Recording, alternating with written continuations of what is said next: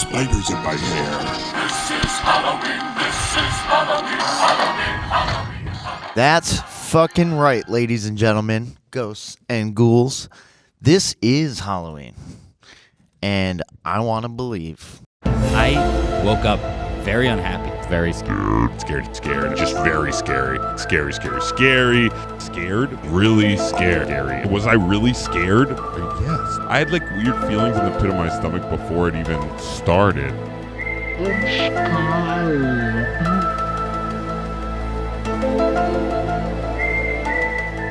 Scully? Yeah, thank you. Yeah, we're pretty big news out here. So, I did an autopsy on him earlier. Cause of death? Inexplicable. Outside of us obviously being in costume. We were on a special little trip to the spookiest town in the Northeast, arguably in the whole country, arguably in the whole world. We are in Salem, Massachusetts. I put a spell on you. No, man, I'm serious. You got your head here. One kidding, have fun.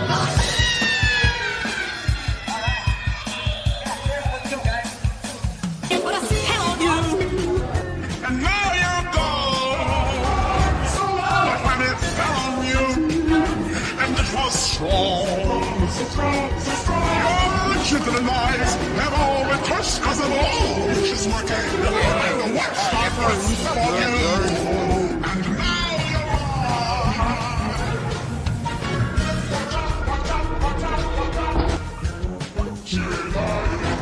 if you don't believe, you better get superstitious. Ask my sister.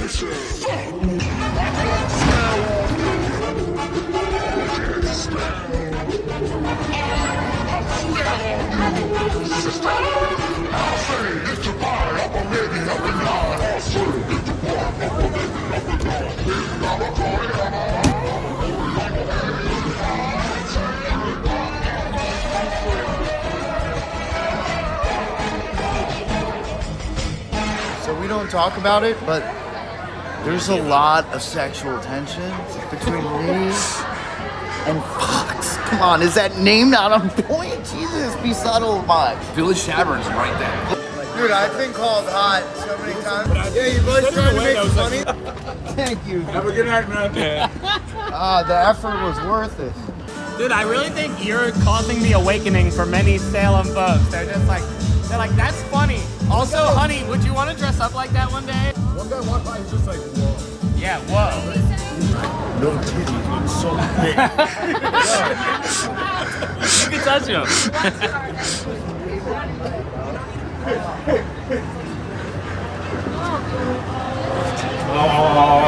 Sure, we gotta deal with criminals. Sometimes things that make me question supernatural.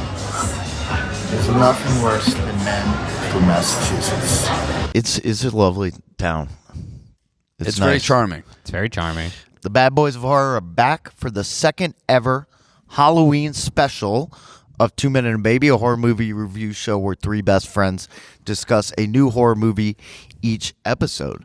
This year, we're covering 2024's A Halloween Feast. We'll talk more about the crew later.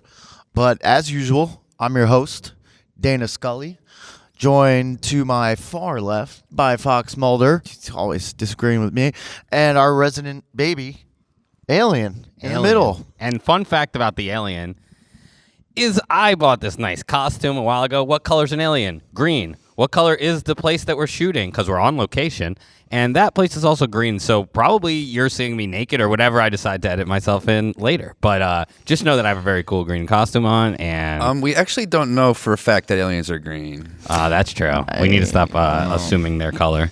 Before our first segment, we always discuss our viewing experience. But the Halloween episode, Halloween special, obviously had a very unique experience. It's a little bit different than our normal ones. Yeah, we're kind of in a giant studio right now.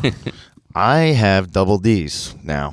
I'm a 40D bra size as Dana Scully, and I literally asked a woman for advice at about what 8:30 this morning In at Walmart, Walmart. yeah. For She what? did how- not look like she was having a good time. Oh, answering dude. these questions. You You don't want this walking up to you asking you about boobs at 8:30 a.m. Yeah. She was digging it. She was by the end of it. She was making this gesture, and I'm not even joking. And she I said, think she was "Ta-" waving to security. she did use the word tatas, which I Uh-huh. appreciated. And she said she appreciated my dedications. Oblong tits. I just don't. She doesn't have giant breasts. It's all about making it obvious that I'm a woman character. Yeah. This is the scene everybody wished they saw in the X-Files, honestly. Dude, don't make me look fat. I'm sucking it in as hard as it goes. My phone doesn't have any tricks. Do you need all the snaps in? I don't know. I don't.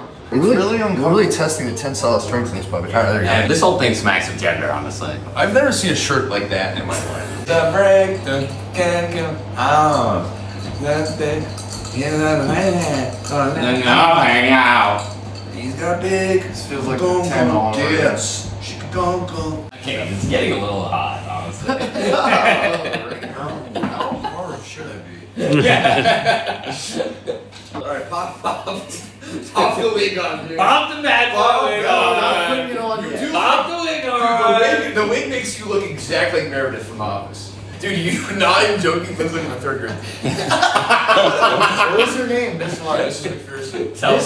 Tell Brendan he has to stop turning in paper so crinkled up. That looks like an alcoholic aunt.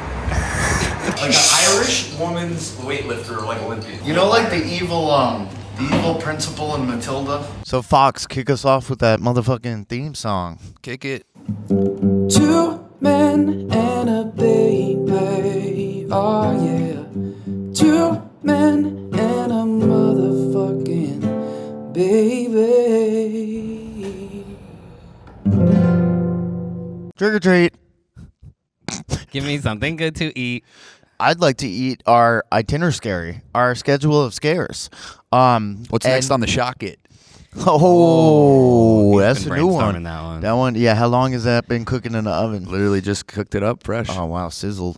All right, let's talk about this movie, Halloween Feast. Well, Dubs, give us a little background story. I mean, yeah. So I met this guy Guile. By met, I mean he reached out to me on Instagram. Ever heard of it? About his movie, A Halloween Feast, and naturally, like I was just shocked anybody would talk to us about anything.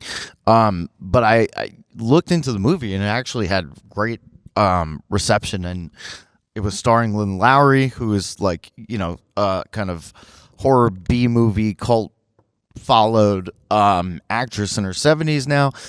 And we started chatting. He said, could you cover the film? And I was like pumped.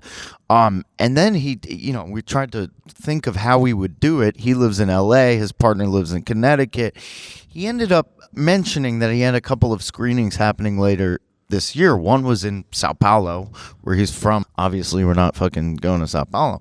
But he mentioned a Halloween timed screening in Salem, Massachusetts at Cinema Salem. And we said, Brendan, fire up that Kia Forte, because daddies are going on a Because trip. Daddy is ready to go to Salem. It was a beautiful ride up here. The foliage was absolutely popping and percolating, and Daddy liked.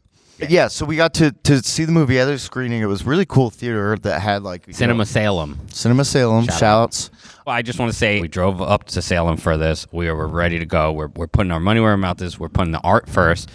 We hop in there. Will immediately gets 2 wines and then goes, 2 seltzers. Hi, I would like to sit on the aisle, please. Damn it, because I was gonna hope. instead of dedicating to watching this movie fully, I need to be able to refill my drink. Yeah, Halfway so- through the movie, he needs to go do that. And then I'm like, oh, me and Brendan are bonding for a second about being like, oh my God, Will can't stop. Brendan even pulls out his phone. I'm like, oh, I wonder if he's going to write a note being like, he can't stop. No, Brendan just types out, Will, please get me a beer, and texts him it during the movie. So I'm like, No, okay, literally- cool. I am coexisting with 2 fucking alcoholics. Will comes back, does not get him a beer. So then Brendan gets up, misses arguably one of the best I had to go to scenes. the bathroom. Okay, Yeah. sure. I swear to God. I swear to God. Swear to G. Think of G. I saw it later, but it was one word that just said IPA. Also, yeah, you're talking about scary, dude. Scary. We almost didn't have 3 drinks for me a and- movie. Hold on. First of all, yeah. And I finished those first two very quickly. That totally makes it better? Yeah. And Well, it's really great to chill with because he'll count all your drinks for the whole night. Also- So that's really fun. So we take this very seriously. We take so it we're no, gonna- but it did make drinks after with the crew that much more delightful. It was fun. They forced me to do stand-up comedy at an open mic. Which, Oh, yeah. We got there to the bar, and we were like, this is a drinking night. We just saw the screening. This is fun. We're in Salem, and there's an open mic just happening. So they're like, oh, Abby, you should do it. And I definitely didn't push back, not wanting to do it at all. I immediately said yes. That's not true. And then we were like, okay, well, I'll sign up. Fine. There's like it's like there's a few people there. It'll be fun, and we'll bring all the movie people there. Sign up. An hour and a half later, many drinks in. I'm realizing, I still have to do this, huh? No one's left in the room. It finally happens. It's literally our friends, one guy in the back that was being slightly mean, and me alone on the stage. So it was really fun. I mean, the pitch was, we just watched their movie. How funny would it be if they watched Abby's stand-up comedy? And both could lie to each other about liking it. No, I'm joking. We liked it. So it was a perfect scenario until it actually happened. And I'm gonna convince him to cut at least one clip into this episode. Is that relatable? Am I having a fever dream? All right, I've lost you guys. How long have I been up here? Like 9 hours? 10? What do we think? The last time someone killed this hard in Salem, let's just say there was some trials about it. Let's just say they were riding a broomstick. Thank you guys so much. I love you so much. I'm moving to Salem. All right, thanks. Bye. And so we're in Salem. We watched a movie screening here. We are recording our episode here. And we went on a witch tour earlier, and it was a blast. We had a blast. Can we just go to the bar, please? I just want beer at this point. Welcome. Oh, I love the costume. Oh wait, so alien and ice? Is this what's going on? No. So yeah, are we the celebrities of this group? I'm pretty sure. One on the tuxing, one on the costumes, and we're good. Am I allowed to smoke on this tour? Seeing this thing in your room. Yeah, close up with it. It's a shadow ghost. And this week it was. Picture of that ghost woman upside down. The second thing I want to point out. I really hope that at the next spot where a young person was pressed to death, there's a Cold Stone Creamery. Competing tours. I have to fight that. Many famous people have left hair. For instance, most famous person is Albert Einstein. Except the homes with on the his cat. famous theory of relativity. There's over 150 people that were accused. Tour was fun. Of being We had an witch. awesome tour guide, 19 Allie, of them were who we found were guilty totally and not hanged, weird about at all. She's got the producer had the idea. Why don't we just go to Salem? The only mystery that needs to be solved is They stay at the Haunter's Hotel. Lots of you should marry her. Less than. That might happen. And we might get married in the what once was the courthouse that's now a pediatric center. Oh, you guys going to get toured? I never know how to act. Tonight or just in general? No, I don't know how to act. But she said, do you enjoy the tour? And I said, I love it. I don't love it. But like, I'm having a good time. We covered a lot. Yeah. You should give her as many bucks as you got. I don't have any money. You guys are so Maybe down here. Yeah. Things are working out tonight. I gotta solve the mystery about how do I get drunk. Why am I shaking? I gotta solve the mystery. Why do I have to shake? Had a blast. It looks really good. We should go to it.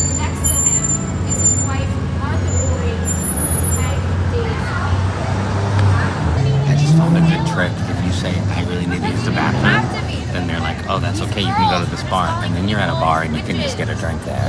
Tours hate this one trick. You can go to a bar. There might be some beer in here.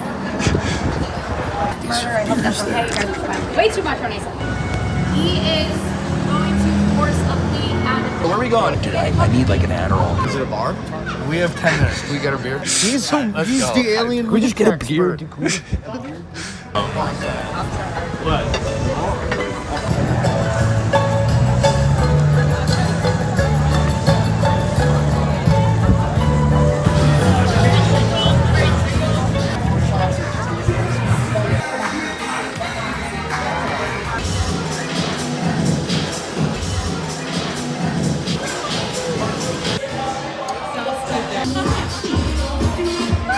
A blast.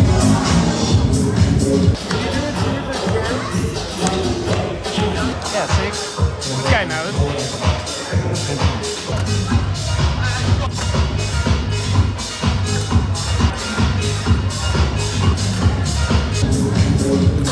I accidentally shown this directly into a girl's face, and she Oh, looked she at me. flashed her. Did she flash you? No, she looked at me really mad. Where are we? What's outside then? No, but no. We're on set. I just said. Dude. Huh? Yeah, actually. Smell something? You know what? Take a sip of the car. Is that weed? No, don't make him do. It's no. good. I'm gonna hide this in my pocket. Hey, that's the nicest thing that you have. What? But it was sweet. It was sweet.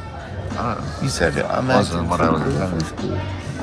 Yo, give me a word. I'm literally gonna rip it up. Oh my Yo, God. Sean, give me one something. Which? I'm a witch bitch coming back with the flip switch, with the click with the snip big and my twist switch. I got 2 tits, I got 2 dips. I got 2 lips, I got a big ass shit. Oh, yo, I think I just ate some shit. No, actually, it's 2 men and a baby. We spit factory. Oh.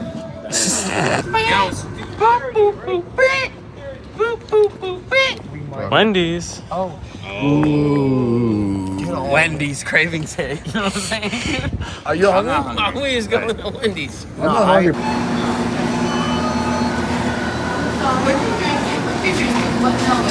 I know that I went to Las Vegas Sphere, and I know that I thought I was going camping, but I found marshmallows instead. And I know that I then lit a bunch of chairs on fire so I could burn them in s'mores style.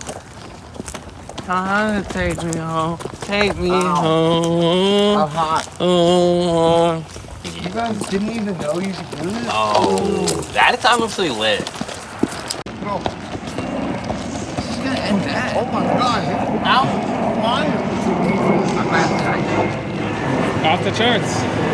Off the charts. So yeah, let's literally get into this movie. Yeah, so the way we kick things off, the first segment, we each go around and give our own synopses of the movie in one sentence only, with flair that Abby says I should not talk about. And then we read the official synopsis for contrast so that everybody can at least have a rough idea of what the movie's about. Who wants to go first? Or did you really mold this one over? Really mold this one over. My synopsis goes as follows. Angela pulls her family into the throes of dysfunction after suffering a mental collapse, triggering within her an insatiable appetite for carnage. I hope you brought your appetizer. I hope you brought your appetite. I hope you brought your appetite. It's also definitely more than one sentence. It goes like this. Angela pulls her family into the throes of dysfunction after suffering a mental collapse, triggering within her an insatiable appetite for carnage. I hope you brought your appetites, cutlery, and a bottle of wine, because this feast is served hot and ready. Please dig in. All right, I like that. That's the first ever Easter eggs. 2-sentence. Well, yeah, you could have semicoloned. That was an embellishment I did like the last 2 seconds. There's run-ons. All right. Okay. All right, my turn. Oh, shit. My mom's a serial killer. That's taking place from the point of view of the protagonist. Here goes mine. A very unconventional family give new meaning to you are what you eat. Oh, okay. There was some really good finger food featured, which also I can't believe they didn't use that line in the movie. Gil, you did a great job, but that was a missed opportunity. Not to point the finger. The official synopsis is a dysfunctional family's lives spiral into chaos on Halloween night, ending in tragedy, and it's kind of a funny story. That's actually one of the better ones. That's really good. Because I think it's important for people to know that this is not a serious movie. This movie's a good time, and it doesn't take itself too seriously, and I think that is a great recipe for a good movie. Like, there are so many instances where a movie is on the verge of kind of being funny and having levity, and then it's like it takes a turn into serious town. Or they try to do the like playing the middle, so they're like, oh, if you thought it was funny, that was on purpose, but if you thought it was serious, that was on purpose too. And it's just like, no, just have some intention. I had a conversation with, I don't know if it was Gil or his wife last night, but they said that, we don't want the audience to take it seriously. And I said, it's not I think every movie should be taken seriously. You have to, as an audience, take it seriously to fully enjoy whatever. Watch it. But is it clear that it doesn't take itself seriously? And that is very clear. Yeah. I mean, it was like uproarious. Yeah. I laughed is what I was trying to say. You could say it wasn't earnest, but it went to camp. You could also not say that. But I did. And I'm the editor, so it's staying. So, we were just talking about how this movie doesn't take itself too seriously, but it is a horror film, and this is a horror show, and that is a horror baby right there. So let's start Baby in the Corner. Abby here exists as a human barometer for the normal folk to know exactly how scary these movies are. So give us a binky meter score, Abby, with a bunch of explanation. Was he sucking on a binky? Did he do a stinky? Did he pull his head brown low? Did he fake a family emergency so he could get out of the show?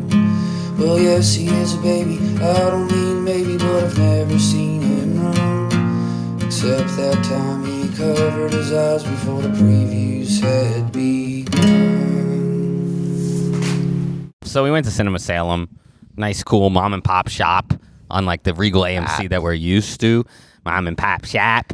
Fucking. And one of the first things that I noticed is it was pretty fucking pitch black in there. Probably not up to safety code, which is what we like. Because we're about the experience. It was a lot like Will's screening room. Unlike, the normal theaters with the exit lights in case someone wants to Dark Knight the whole place or something. So this felt nice and creepy. The director immediately was like, oh, who's the baby? That's you. Well, I got to tell you, don't worry. It's a fun, campy movie. Which was true, but it sort of put me a little too at ease because in it, there's the mom, Lynn Lowry, and she is evil. And honestly, there's a few scenes I did not expect to that sort of creeped me out. It definitely wasn't a scary movie. But, what part? I guess there's a slasher-esque scene where there's like a lurking. Yeah, the lurking was a little scary, but it's more like they pretty quickly, like we've talked about it, like they pretty much the opposite of the save the cat. They pretty quickly kill the cat, and you realize this woman's capable of anything. And once that happens, there's an unease that sort of sits with me for the rest of the movie, and that definitely happened there, where I was just like, fuck, like I'm a little scared of her because they're like, you just don't know. And you get to like the dad character and you're like, I know he's probably going to die. And like, I'm sad about that. And I'm a little scared of when it's going to happen. Every character you sort of get to know and like, you're like, oh, how are they going to die? So yeah, but again, it wasn't that scary. There was a little bit of a anti-weed fear to it, But also Gil clearly likes to weed. Well, she's the Mom, you know that for a fact. We talking ass on a full tank of G right now. Well, he said, go smoke a joint and watch my movie. Yeah. I mean, I think that it was the filmmaker was not saying weed is bad, but the antagonist is very anti-weed. And so, as somebody that might have been a little high during that movie, I was like, I'm even more unsettled. So, yeah, but I'm going to say, again, it was a fun slasher, campy comedy. Fun being the key F word there. So I'm going to give the Binky Media score of this bad boy a 4.9. That's higher than I would have guessed. It was most of the scenes, it was a 1 on the scary scene, but there was a few unsettling moments and an overlying unsettling character that made it go a little higher. Plus, the grandma was a little creepy. The grandma had some like hereditary vibes to her. Yes. So that I thought that was a little scary. All right, well, getting past these segments and next segment. So we saw Halloween Feast, as we've been talking about, and I just want to give you guys, you should watch it on Tubi, Amazon, fucking everything. I'm trying to get it on F Movies. They need the money, but I think a movie's really made it when you can illegally stream it. But just to give you guys a quick summarization of the actual full plot, spoilers included, so turn this off right now if you don't want this to be spoiled. Oh, yeah.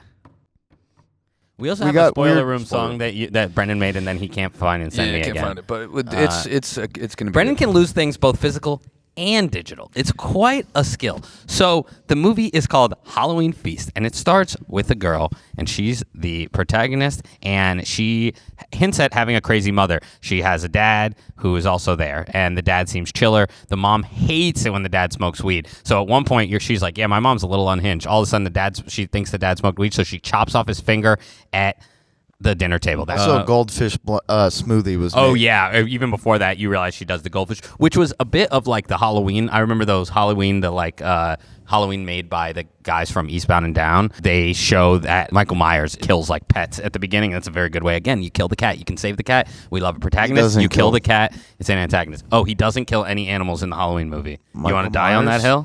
Do you want to bet how much money? In the Rob Zombie remake, maybe. Okay, what? Why did you heard it first? $20 is on the line.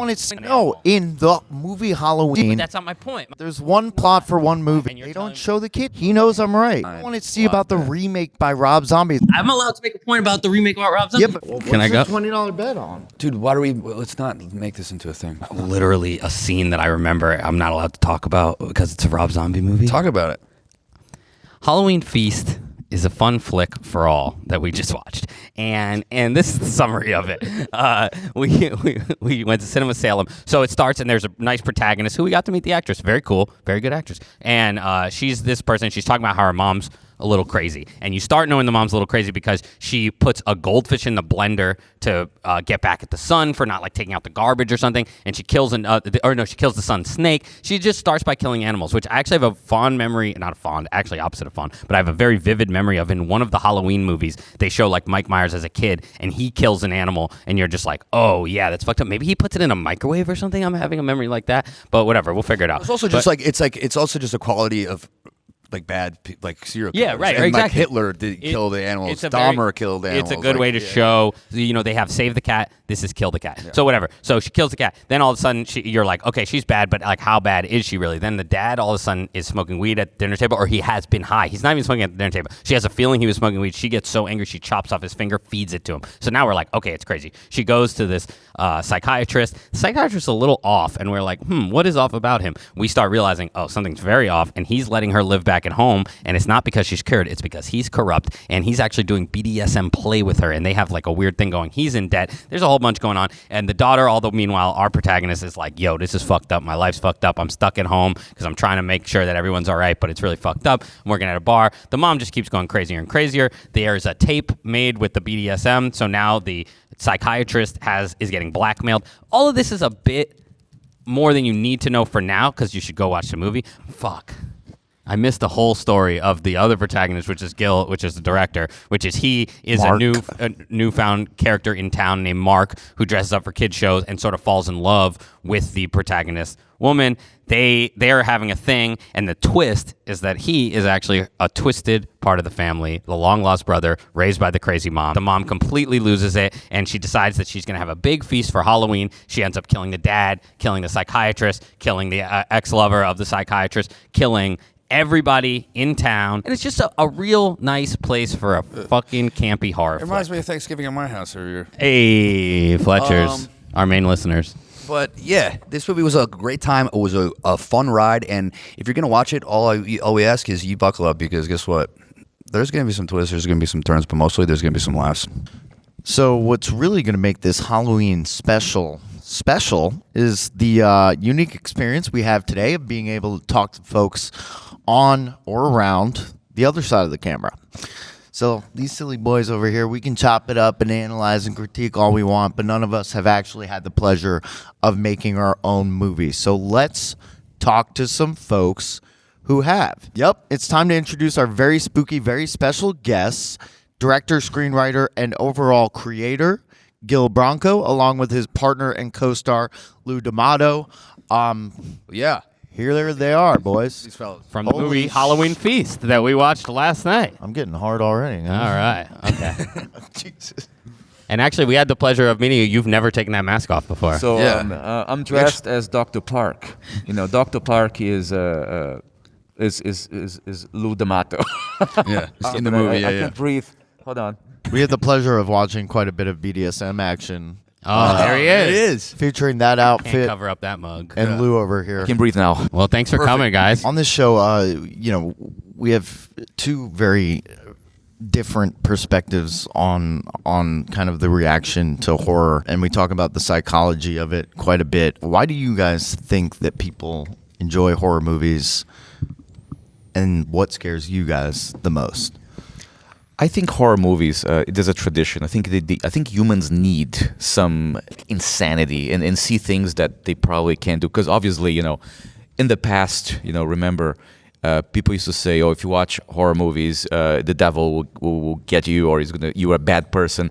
I think, thankfully, that perception has changed, and the horror community is huge and very supportive. And I really feel like people just crave. There's a certain type of people who really crave blood and murder and just crazy insanity.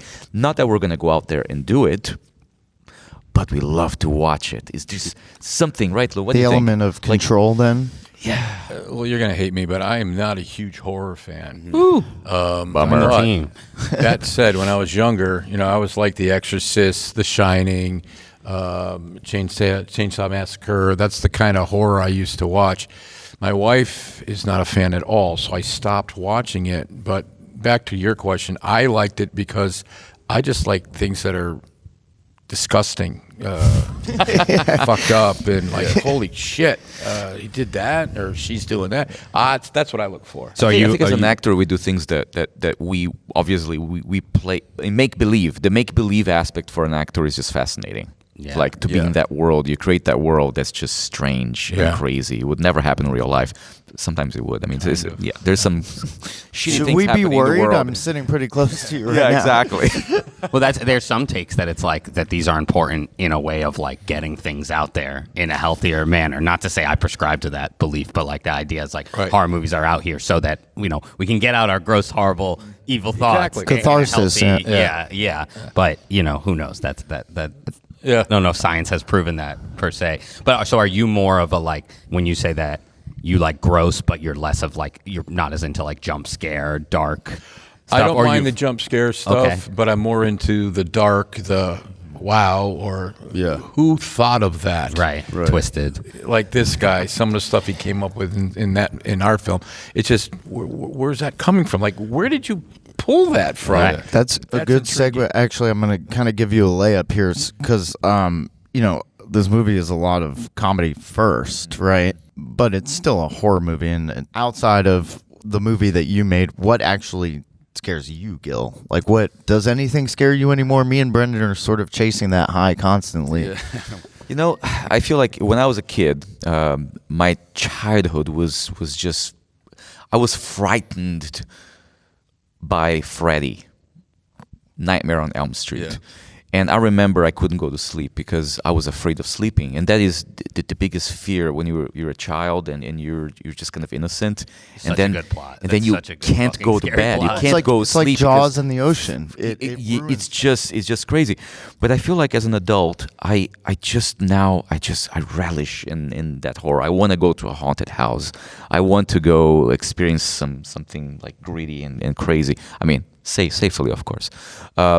But yeah, I think that horror films bring us to that place of just a cathartic moment for the human It's like comforting. brain. Or It's something. oddly like ironic. Like you scare yourself, but you're safe at the same time. And I respect people who don't like horror, and I think one of the biggest compliments we have You're good, Abby. is that some people I say, hey, watch my film, a Halloween Feast. They say, oh, I don't like horror, and I'm like, maybe you like it, and those people generally like it. People who don't like horror tend to like a Halloween Feast, I think, because of the humor and the wackiness. It's a silly movie. I mean, you guys who are going to watch this film, don't think about logic too much. You just go with it. Smoke some weed, whatever. Just enjoy. It's just insane. It's a We lost some audience because of that. I think the true, real big horror fans, they looked at it and they even stopped watching it. A Halloween Feast is not supposed to be scary, guys. I know. It's not a scary movie. I think on the other side of that, you're also going to gain a lot of fans because you want to branch out from the generic. This is scary. Like when it's kitsch, but obviously intentional. That is always like obviously it's very hard to do comedy in general.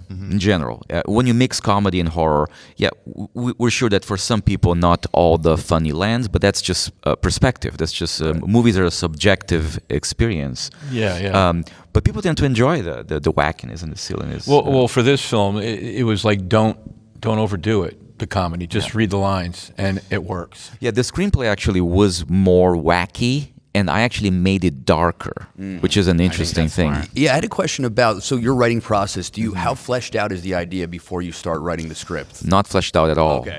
I had pretty much, I knew I wanted to have a feast in the end at Halloween. Just one page with a large font that said feast. And basically, Literally the title. How do you get there? Yeah, basically, which is not even the original title, but it's just basically, okay, how do I get to this Halloween feast? And the thing is, my writing process is not very structured. A lot of writers, they have, I'll put the cards, this is the climax, this is the structure of the screenplay. You know, I've read Save the Cat, which is a famous screenwriting book, and I don't like to follow structure. So when I'm writing, I just kind of don't know where I'm going. Right. I had a short story which was 6 pages with the same characters that I wrote maybe almost 20 years ago. You had Mark, you had Dr. Park, you had Karen, all those main characters. And I took that 6-page short film that I wrote and I expanded into the feature film, and somehow, I mean, over the years, it kind of became what a Halloween feast is. And he continued to change it during the film. Yeah. What do you think of this, Lou? We should try that. And some of these what do you thinks, they actually they talk about it. Those scenes. I feel like the process for me is, yes, I want to have a strong screenplay, and we must follow the screenplay. I'm not big on like just improvising a lot. I want the writer to be respected in a way that this is the vision. But I'm open and flexible to if somebody comes with a great idea, or if I have a different idea, I'm like, let's try it. To a point where Pancho kind of messed up some of our scenes. But I gotta tell you, Pancho Moller, he may be as famous as Ling Lowry, and Pancho has been in a lot of movies. He worked with Rob Zombie, 3 to Hell, 31. He's a phenomenal actor. They're like the only 2 Rob Zombie movies I haven't seen. I'm like, you're off watch Pancho, and Pancho is fantastic. I have Cujo. Yeah, he plays Cujo. He's the gangster, and he's getting a lot of praise and very thankful. But the way to film with him is a little bit more challenging. He's a stand-up comedian, and he's a grand improviser. He's always on. Yeah. He's always on. So he would never do the same lines like twice. I couldn't just be like, okay, you're gonna say this exact line for a different camera. So luckily for us, we were filming most of the movie on a double camera, 2 angles, and that's how we were able to get through save so many great Pancho Moller performances. Where do you see some of the bloopers when they come out? You'll see what we mean. The bloopers are 80% Pancho Moller, and it's the best shit ever. I mean, you guys will be laughing like so hard. Yeah. Nice. I think it's important to highlight, though, like you said, like, so it's loose. You don't have a fully fleshed out script, and even then, you're like, yeah, we're not going to improvise that much. I think something that's interesting, like coming from the world of making stuff, and then you talk to people. I mean, most people in this world, even if they don't logically think this, in the moment when they watch a movie, they think the actor wrote that line, and they think that the actor might have just written that line, which is great acting. That's success. Right. But it's important, I think, to point out that like it's very rare. We hear the stories about Curb Your Enthusiasm where it's like a concept, and these are the best comedic performers in the whole fucking world. But mostly, it is very strict. Even if you're writing, like, I think that's important for people. There has to be a comfortable balance. Like, you ever watch Will Ferrell outtakes, which I could watch for hours. Insane. Like, he literally just making. But then I've also heard the other side where, like, Joss Whedon, who is like apparently a tyrant on set, it has to be the exact words on the page, and I was like, that sounds like a horrible experience. But I think tyrant about it, maybe, but I do think, like, even you'd be surprised how little you guys tell me if I'm wrong, but you'd be surprised how little improvising there is in most places. Like, most of the time, the actor reads the script, goes there and does it. You both directed and wrote, so Joss Whedon does that too, which kind of makes sense. I would imagine when it's your screenplay that you're directing, there's probably more commitment to the words on the page. Absolutely. I want to direct what I wrote, but at the same time, we have great ideas in the middle of filming that makes it in. But also I want to say one thing that's very important. This is a low-budget film, so we don't have the luxury of time. Right. So basically, if we start to go in an improvisational game and it's not working or whatever happens, we're gambling with our time. Like, we don't, I guess when you do a Will Ferrell movie, you have so much money. Yeah, you can shoot this one scene for 2 days. Yeah. Or you have so much time. When you have a bigger production, you have time. And independent filmmaking is you never have enough money, you never have enough time, and you just gotta make do.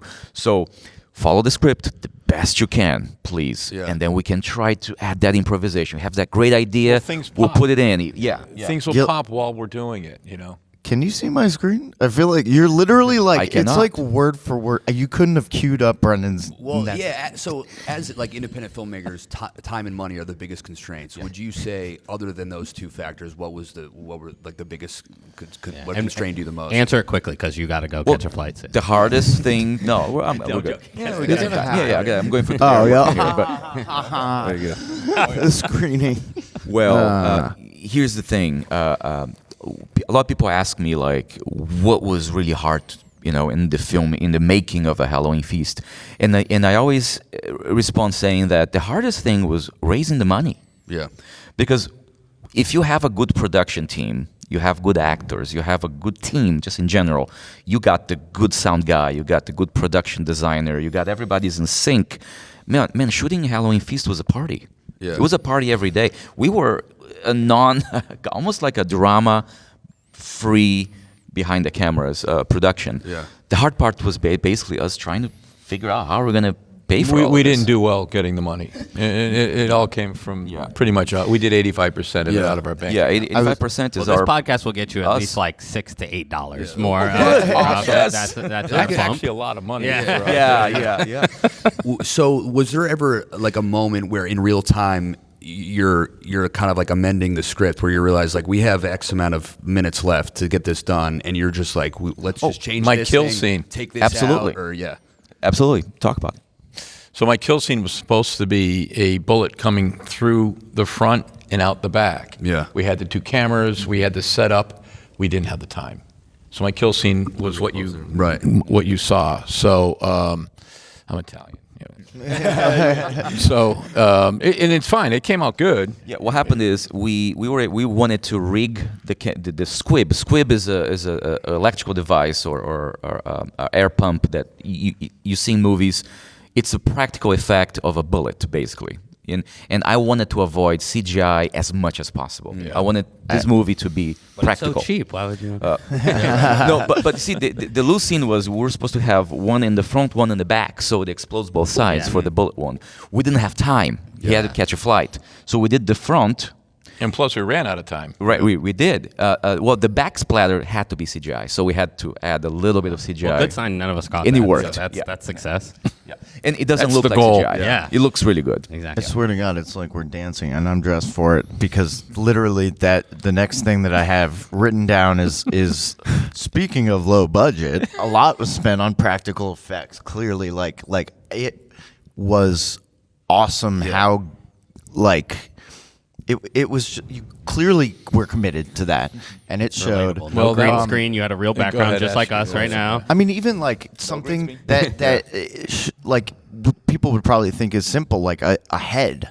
It always looked so fucking good, And it's so important. We've seen movies, bigger budget, smaller budget. Obviously, smaller is harder, but like, it just takes you out of it. If you don't have those moments, especially if you're doing swear- campy, like, come on. I feel like the bigger the budgets are getting, the less real things are starting to look. But how much, like, you got to talk about this a little bit yesterday during the panel, but how much of the money you raised was actually spent on, like, the blood? I'll tell you. Yeah, okay. So our practical effects and blood, which was a combination of our great, amazing makeup, special effects artist, Ali Shehorn. Yep. She had a lot of little devices and things. She's a professional. I mean, she can make a blood squirt like nobody's business. She did a few of the things, and for the complicated head scenes, and we had a few. We hired a company called Funko Studios, and shouts to Funko. They're very famous for doing miniatures for, like, Star Wars. But that TV was a phone series call. and, yeah. See, he's in LA, I'm in New York, and I'm getting phone calls pre shooting, and he says, we need Funko Studios. I'm like, what's Funko Studios? They talk to me. and because we already bumped it 100% or whatever we're doing, and he started explaining to me what he's going to do and how it's going to go, and I'm like, yeah, damn it, that sounds expensive. It does, and it was. It was a good portion of our budget. It was about but- 30 grand just for. Oh, just yeah. for Did you already the say special what effects, the total budget was? We spent about 120, maybe 125. Yeah. But generated some debt. Oh yeah. Yeah, we're still paying it off. Oh yeah, we're still.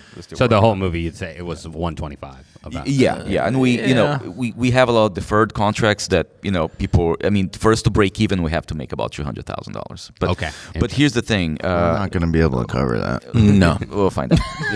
We'll see. Maybe in 5 years, 10 years. Who knows? Maybe in our heirs. But we're happy that the movie's out there. and Yeah. you can watch for free. But we couldn't have done it without that. So he was absolutely right, Yeah. spot on. I'm glad we did it. And I'll tell you, Funko Studios, I'll tell you why. It's not just simple stuff. We wanted it to be good. Yeah. So for the corkscrew scene, they built 3 heads. Wow. Like human heads. Yeah. That we had to get a beautiful wig like this. Yeah. Actually, more beautiful. That's actually real hair. To match from the actress Della Milan. She's from England, and she was here with us, and she was the one who had her brain extracted from the top of her head. With That was a my favorite corkscrew. scene of the whole movie. That was phenomenal. It was also a bit of a misdirect because she's the front of your that's poster, why it's worth it. and then Mhm. it's a bit of a twist because she's Twist. Some twist. It's a twist off brain. Of course, the first 2 heads didn't work. Yeah, that's what I'm saying. So the They were like, tension. we got 3 heads, but only That's one why worked. they built the 3. tension Yeah, really. they built 3 heads because we were like, okay, well, if one doesn't work, we have a second one, and then we have a third one, and they built the heads with some stuff inside. So what you see coming out is actually not CGI. That's real practical brains. effects. Yeah. Goopy We took it from things him. coming from the head. That's what you see there is what we saw on camera. Yeah. That's pure practical effects. Well, First head doesn't work. Oh wow. Okay. Second head doesn't work.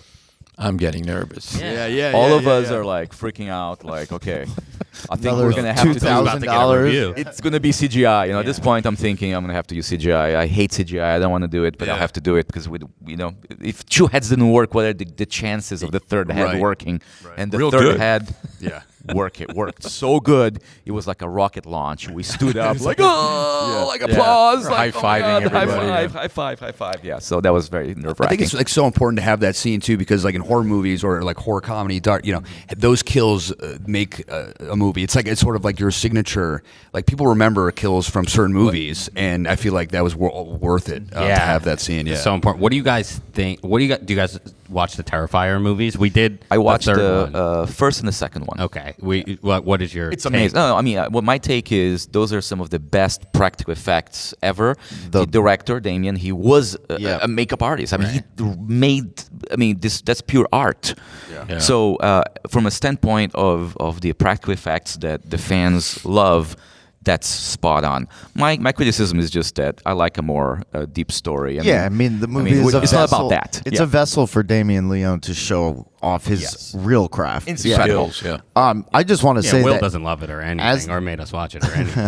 I love it. I love it. As the audience members, I think it was money well spent. It doesn't go not noticed, unnoticed. Absolutely. The people who are the real horror fans, that's what they want. The kill was great. The kills. I mean, what the reviews we're getting is, we love this kill or this kill. But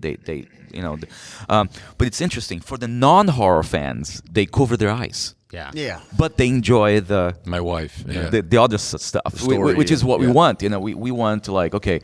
The biggest compliment for me is when people say it's so original, unpredictable and original, because what has not been done before. So much out there. The Lynn Lowry orgasmic configuration, let's call it, from the blood spurt. That was improvised. That was. By her? I was like. I'll tell you. I was like, fuck So, yeah. For the audience, there's a gunshot. Blood is squirting out of your body as you're dying. And that's already twisted, and she's enjoying it because she's an evil character. And then she decides to stand over. By the way, so just one thing. On the screenplay, it ended there. After the death. He dies, it squirts down, and the scene's done. And then I had the idea. He walked up to me in the middle and he goes, Lou, I want to hear crazy. And every time I heard that, I know I'm in trouble. What's up, Gil? And we're dressed, we're ready to do this shit. He goes, I think she should stand over you and have an orgasm on your blood. I go, what? What? See, this is the sick part. And I went, Also, the fact that it That's not actually bad. squirted like in the right direction. I have no. How do you do that? I first I had to talk to Lynn Lowry, our great star, Lynn Lowry. I said if she'll do it. So, She Lynn, was I just got like, a pretty yeah. normal request for you. You ever had blood squirt up your skirt? I was. It usually goes in the other direction, folks. Gross. You see, everybody thought she would say no. Yeah. Right. But she was like, okay. Sure. And I was just like, okay, so then Allie, she had the pump with the blood and the pipe or whatever in She his had it chest. work. And I just told her, okay, when she steps over, I want to see. Turn that shit on Wumbo. I want to see the Bellagio fountains. Yeah, It's like a reverse bidet of carnage. Okay, the Ice best. and Fire Somebody song. said the perfect wording for that. It's the arterial bidet. Wow. Nice. Yeah, there we go. That is very true. It's like a band name, I think. Blood bidet. That's Blood the alliteration. bidet. Yeah. When she said yes to that, I was like, oh yes, we're on. It was great, yeah. Heck yeah. So that was our favorite. What is your favorite kill from another movie? And maybe something. Did any of your favorites inspire any of yours that you put together? Okay, one of my biggest inspirations. This is something that I thought after I made a Halloween Feast, because I was thinking, where did this? A lot of people are asking, where did this come from? And then I remember when I was a kid, I was obsessed about an early Peter Jackson film called Brain Dead. I believe it's 92. Okay, it's before it was New Zealand, and that movie is one of my favorite, most bloody movies I've ever seen. And the only reason a Halloween Feast doesn't have more blood is because I didn't have enough budget. Right. I Did wanted you know more that blood. that held the record for most on-screen blood until the Evil Dead remake? Have you seen Bad Taste? The movie right before Need that? to see it. You'll dig it. Need to see it. Yeah. His first two movies, if you guys didn't know, Peter Jackson are these absurdly low budget, just so over the top, campy. know Bad that Taste is about aliens that open a restaurant that feeds humans to humans.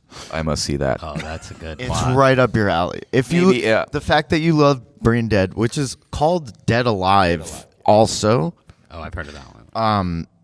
you got it. That was probably like something that stuck to my head because it has also silly humor. Oh, it's a lot. It's ridiculous humor, and Halloween Feast is also ridiculous humor. And I guess I wanted some of that ridiculousness. Yeah. That movie features a really great scene at a dinner table. God, so yeah, there's a dinner table. I would say repulsive.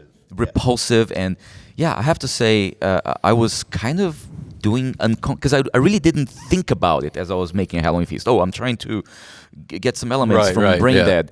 It's something that people kept asking me about, like what was your source, like inspiration or something. And just recently, I remembered, like, oh my God, when I was like, I don't know, 15, 16 years old, I watched Brain Dead all the More time. Memories, they stick with you somewhere. That movie's incredible. It's like a cult thing in my head. I love that call. That's such a good call. That's fine.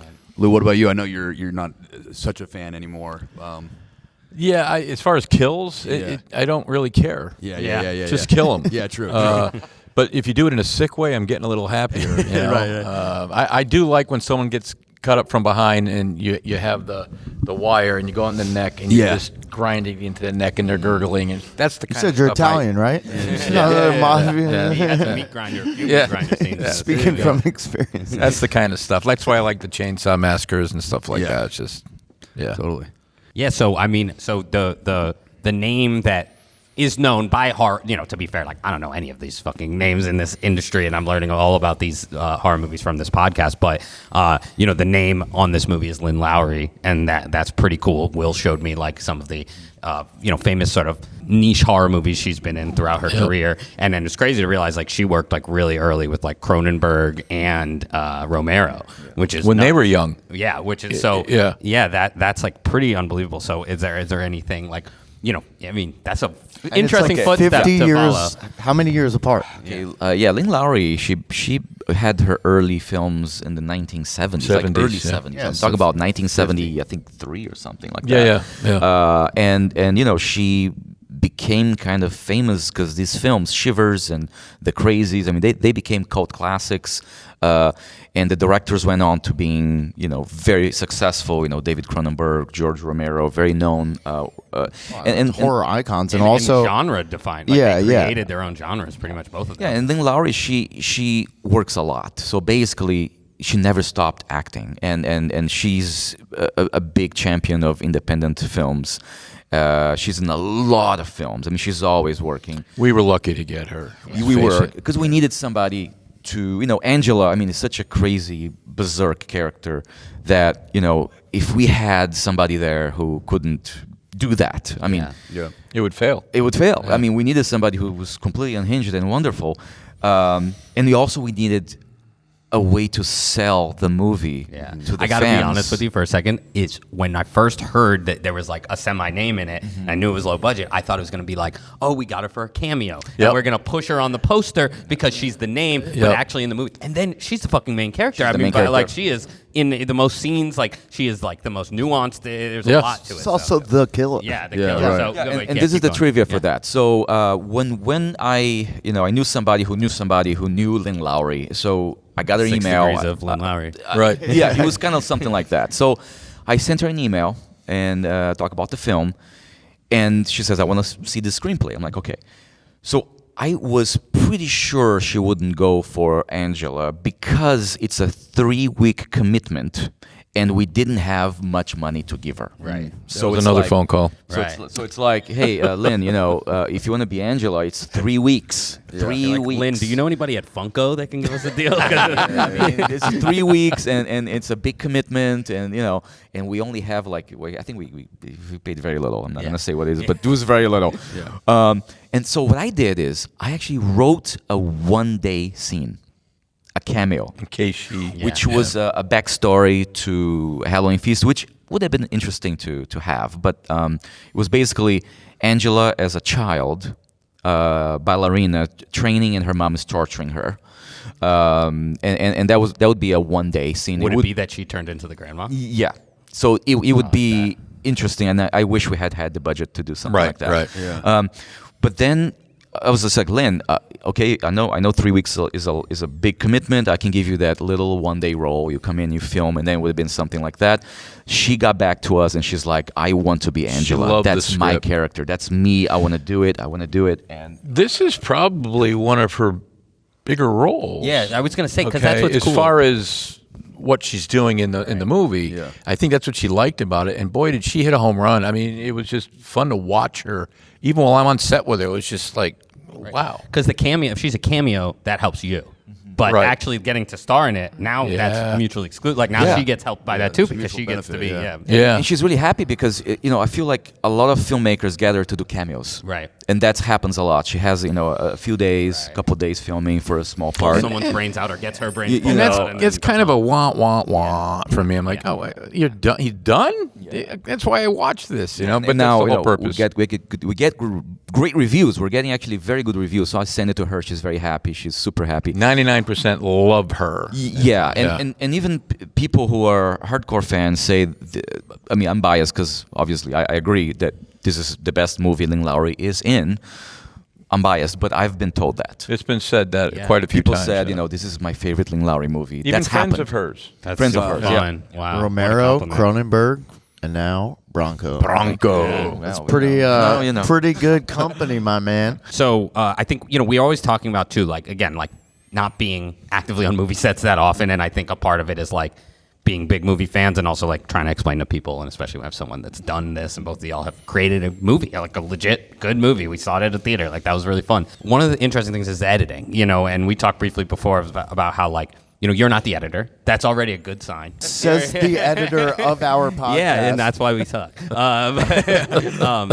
So I think it's very important for people to not be too auteur-y, because then you get lost in your own head. So you had an editor. I'm sure you're going to say they're great, but you can say that. But how much do you have input in that? How much are you hands-on over it? And then same question sort of about trailers. I don't know how much you guys did trailers, but we've been talking about that a lot. Like, how much is the director involved? Okay, let me tell you what happened. So, shout out to Ryan Kelly, our editor. He's in New Jersey, and he's been a friend of mine for 20 years. And he's phenomenal guy, super amazing. We were sending him footage as we were shooting.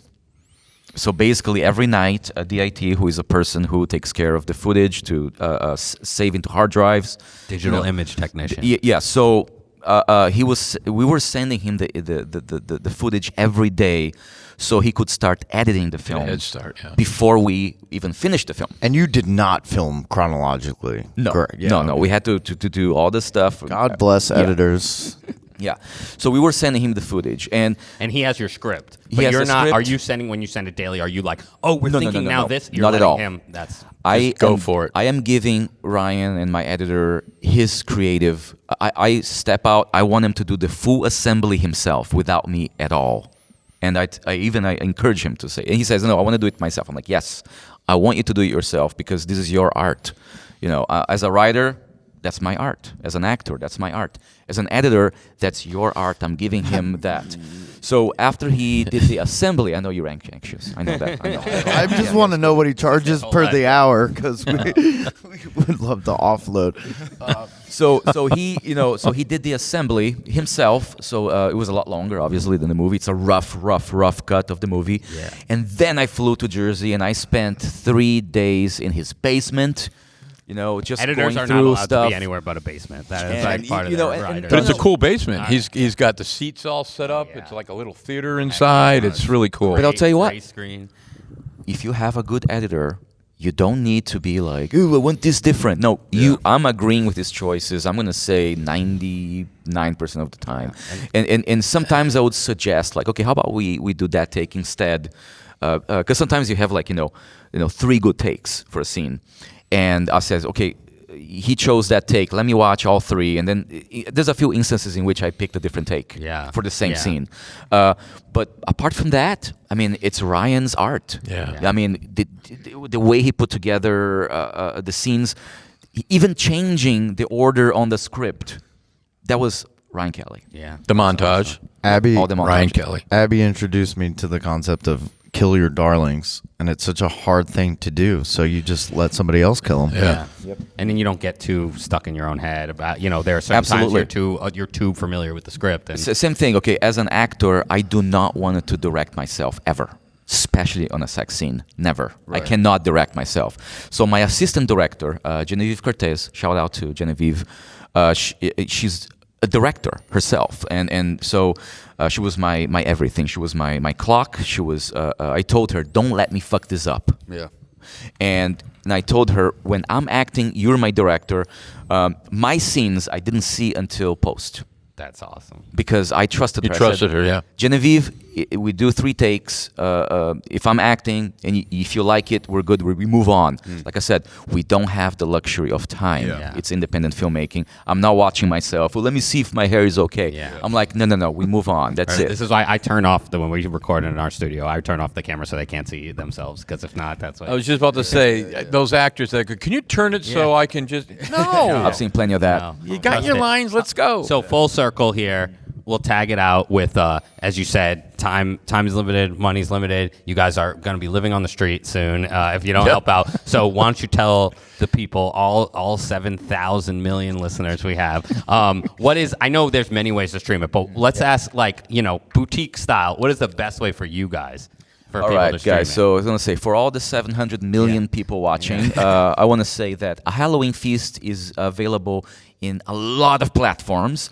I'm going to say what really helps us is if you go on Amazon Prime or Apple TV and buy the film. We will be, I will be buying it. On our behalf. But then I must say, because I want people to watch it, I know general audiences generally don't pay for independent films.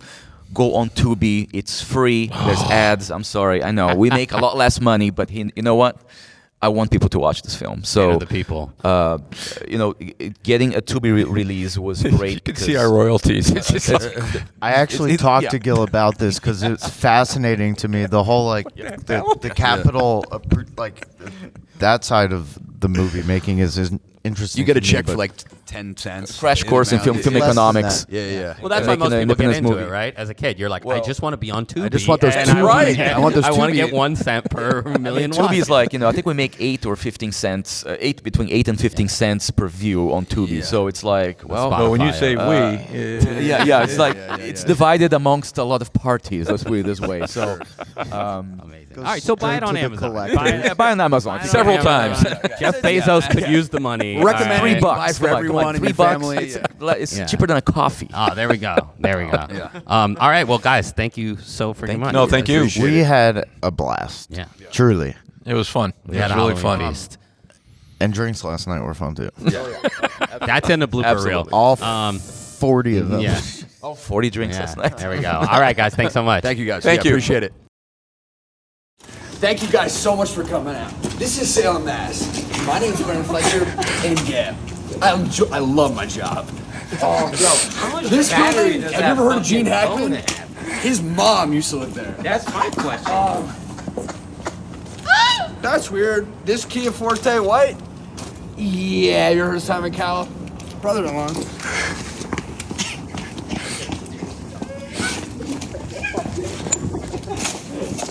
These flowers are shipped straight from Spain, right here. Every year, you can clip them, put them on your linguine, parsley, fresh. Salem Ridge Memorial. It's basically a field roped off by shit you would get at Party City. It's a small field surrounded by trees. Wait, hold on. Let's go to the stockade. We're gonna go to the stockades. We're gonna take. There's one right there. All right, it's up here. Literally one block. It's only the stockades. Let's go. There's Come on. a stockade right. Anyway, there's stockades up and to the left. Please follow me. She said we're gonna find them. Let's look them up. Wait, hold on. Let's go to the stockade. There was a stockade back there. Oh, there was? Yeah. Oh, let's do it. Where was? You were standing right in front of it. Oh my gosh. How did I miss that? There's one right there. It's up here. The stockade's. Let's go. There's Come on. a stockade right. Anyway. 2 men and a baby, oh yeah. 2 men and a motherfucking baby.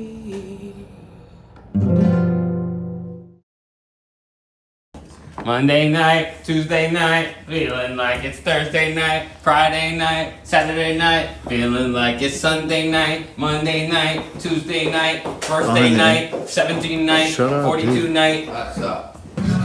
It's your corner, Bill. Select the game. Where's the start button?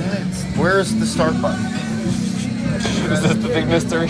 This is. Oh no, That's what I thought. No, I pressed that already. We can't have the aliens solving our own mystery. Whoa, that's scary. And I'm talking about these ATM fees.